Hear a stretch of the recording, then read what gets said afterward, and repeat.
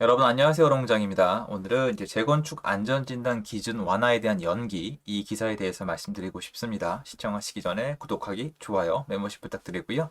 제 11기 정규 강의 접수 기간입니다. 관련 내용은 아래 링크에서 확인이 가능하세요. 집값 들썩 조짐에 재건축 안전진단 기준 완화 연기, 강남, 분당, 일산 6에서 8주 연속으로 상승, 규제 완화 시행규칙 개정 속도 조절, 윤 정부 공약 후퇴 논란일 수도 있다. 이런 기사가 다뤄졌는데요. 이게 뭐 하루 이틀 일은 아니고요. 이 국토부 장관 후보자님도 그랬고, 지금 뭔가 정책을 발표하고 여론이 악화될 기미가 보이면 한 발 후퇴를 했다가 또 왜 공약을 바꾸냐, 또 여론이 악화가 되면은 다시 한 발 나왔다가 왔다 갔다 하는 모습을 보여주시고 있는데, 정치적으로 예민할 때죠. 지방선거도 다가오고 있고, 그리고 뭐 저도 거의 포기한 부분은 지난 5년 동안 봤을 때 정치와 부동산이 거의 들러붙어 있는 모습입니다. 자연스럽게 시장을 중심으로 돌아가면 좋은데 그러지 못하는 모습 때문에 안타까운 마음도 있는데요. 그게 뭐 제 마음대로 되는 것도 아니고요. 자, 그런데 안전진단 기준 완화를 이제 연기한다고 합니다. 아마 올해 하반기나 내년 얘기가 나오지 않을까 싶은데 이건 이제 아무도 모르게 된 겁니다.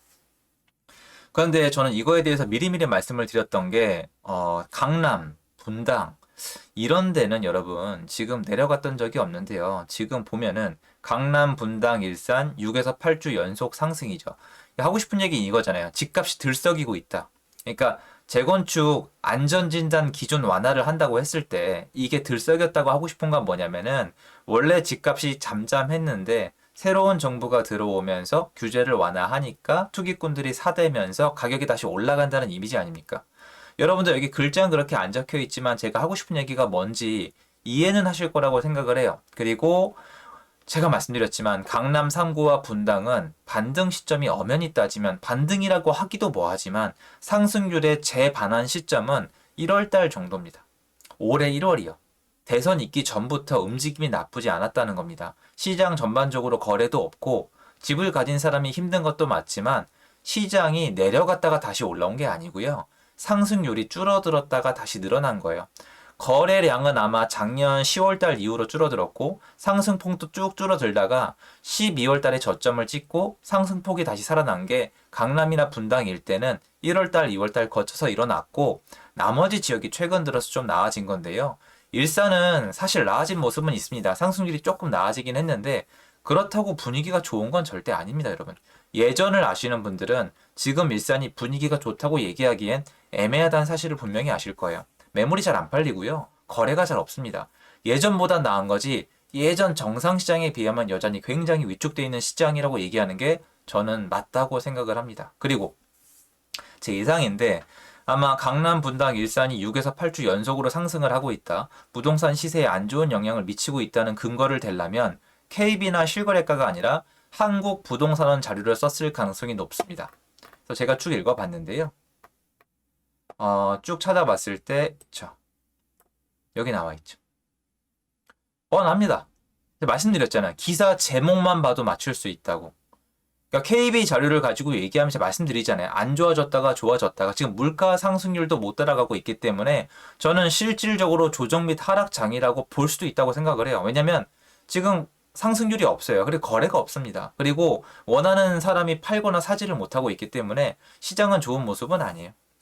자, 그런데 우린 본질적인 얘기를 놓치면 안 됩니다. 제 영상을 통해서 다시 한번 말씀을 드리고 싶습니다. 자, 정치 얘기하는 건 아닌데요. 예전에 후보님이 1번이 있고 2번이 계셨잖아요. 이건 분명히 기억을 합시다. 1번, 2번 후보님 두 분 다 재건축에 대한 활성화 그리고 안전진단 기준 완화에 대한 얘기를 했습니다. 지금 기억을 못하는 것 뿐인데요. 왜 했을까요? 부동산 시장 부추기려고? 그게 아니죠. 일단 정치가 중요했던 시점이고 대선이 앞이니까 표를 인식해서 하신 말씀도 많지만 무엇보다 주택시장 안정에 대해서 수도권은 재개발, 재건축, 특히 서울은 정비사업이 너무너무 중요하다는 사실을 국민들이 인지했기 때문에 이거에 대해서 앞으로 하나하나 풀어나가겠다는 약속이나 다름이 없었죠.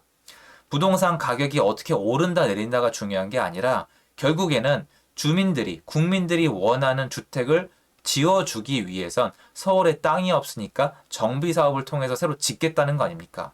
그래서 그 첫 단추가 뭐예요? 여기 겹겹이 쌓여 있던 규제를 풀어주고 뭐 혜택까지는 좀 뭐하지만 사업이 원활히 가도록 도와주겠다는 거 있잖아요. 그러면 재건축 안전진단 기준 완화는 여기 부합한 제도였고, 지금 이제 새로운 대통령의 그 인수위뿐만, 예전 인수위, 지금 윤석열 정권뿐만 아니라 예전에 이제 새로운 그 예전에 후보님들 전부 다 이걸 하겠다고 했었잖아요. 그러니까 이게 나쁜 건 아니란 말이에요. 그런데 이제 와서 한 발 뒤로 이건 후퇴가 맞죠? 한 발 후퇴하는 이유는 여론이 안 좋기 때문이죠. 그래서 우리는 이걸 다 아셔야 돼요. 정치하시는 분들은 정치를 하시겠지만 지금 시장은 제가 정말 여러 번 말씀드렸는데 제 생각에 수급이 완전히 망가져 있고, 여러분 시장이 지금 한 번 망가진 게 아니에요.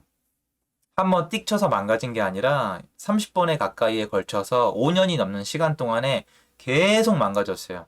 한 번에 고쳐질 거라는 생각을 버리세요. 불가능하고요.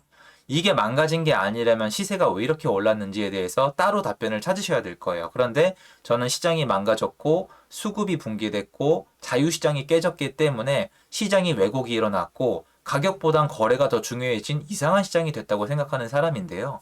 일단은 확실한 건 그걸 떠나서 정상시장으로 만드는 게 제일 중요하겠지만 어쨌건 주택 공급이란 측면에선 이게 맞다고 저는 생각을 하거든요. 근데 이걸 뒤로 빼는 이유가 사람들이 시세가 올라간다는 거에 대해서 예민하게 반응을 하는 건데, 저는 최소한 저희 시청자분들은 알았으면 좋겠습니다.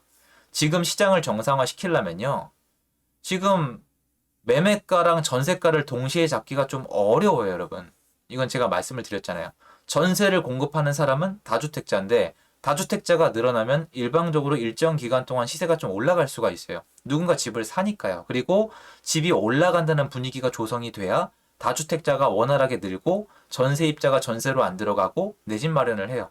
전세에 대한 수요가 좀 줄어들면서 매매를 많이 하고 다주택자가 많이 들어가는 시장이 매매가 좀 올라가는 시장이거든요. 그런데 꽉꽉 묶어놓고 시세는 잡으면서 다주택자 양성을 할 수는 없겠죠.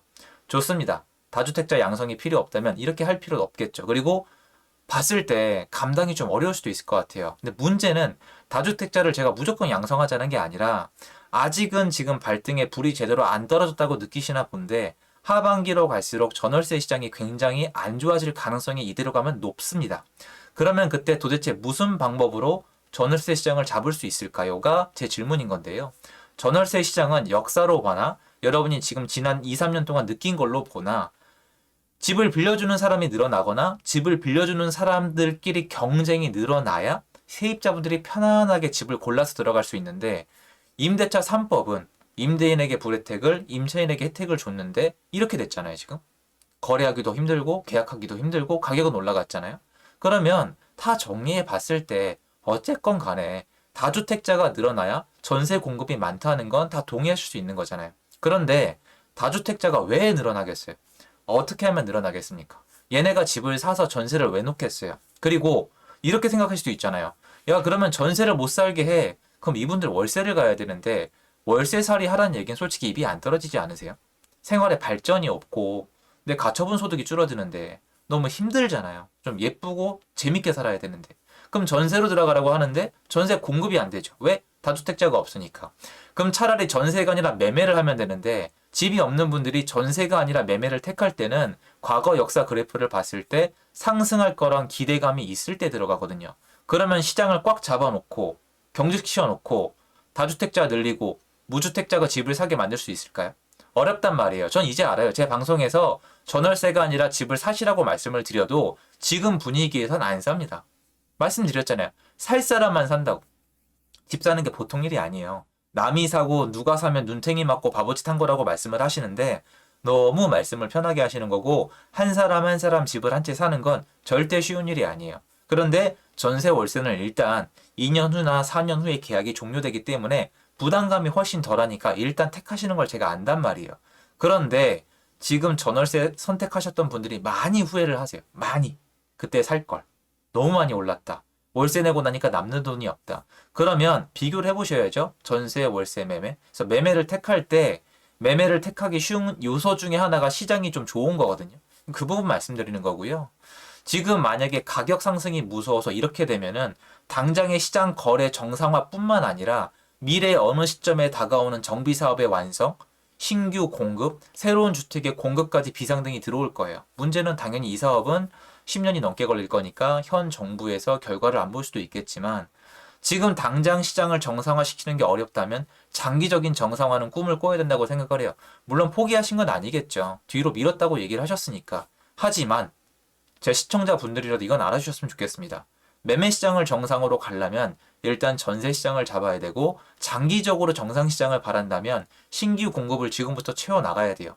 제가 봤을 때는 이런 분양가 상한제도 없애야 되고요. 임대차 3법도 없애야 되고요. 그리고 재건축 재개발도 좀 뭐 폭리를 취하는 건 안 되겠지만 적절히 풀어서 가져가야 되고요. 세입자분들에게도 그 매물을 제공을 해드리고 매매를 원하시는 분들께도 이 제공을 해드려야 되는데 지금 아무것도 안 되고 있거든요. 그래서 되게 안타까워요. 이거는 뭐냐면 미래 일정 시점에 다가올 수 있는 시장의 일부를 놓치고 있는 거거든요. 뒤로 밀리는 거예요. 그때 가면 아쉽겠죠. 어떻게 할 수 있죠? 2012년도부터 펼쳐진 이 밀물재, 재개발 지역을 없애서 전문가들 기준 따라 다른데 한 25만 채에서 35만 채의 신규 공급이 사라진 셈인데 서울의 지금 공급량을 보세요. 재개발이 한 10년 걸리거든요. 2012년도부터 차곡차곡 재개발 지역들을 다 아작을 내놨거든요. 지금 보세요.